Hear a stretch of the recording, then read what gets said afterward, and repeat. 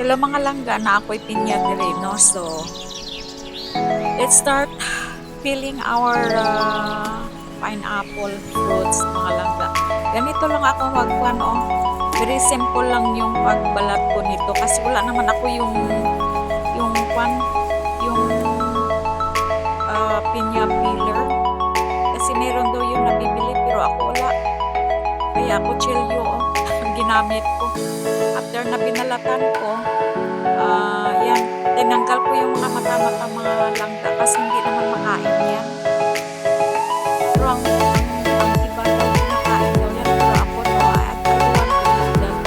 Kasi ang iba, in-slice na nila, i-blend nila, then ito ba yung pero kasi na, dinidrain naman ito naman kasi hindi naman yan gagawin na drinks. I will eat it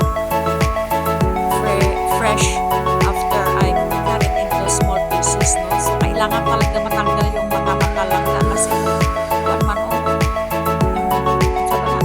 murag may sakit pero disisit na pagtanggal ng mata very malinis na siya, no? Kaya talagang kailangan tanggalin talaga ang mga mata. Yan, hiniwa ko na umpisa sa taas para tanggalin kasi daw yung kwan, yung pinakamatigas sa gitna. Kasi dito naman kasi sa US, pag pumunta ka sa mga mall or sa grocery, naka-ready na kasi. Ito kasi nagpunta ko sa pre-market kaya itry ko na ako ang maglinis at ako rin maghiwa para at least makatipid. Kasi pag nahiwa na malinis na, mahal na masyado pag nasa grocery.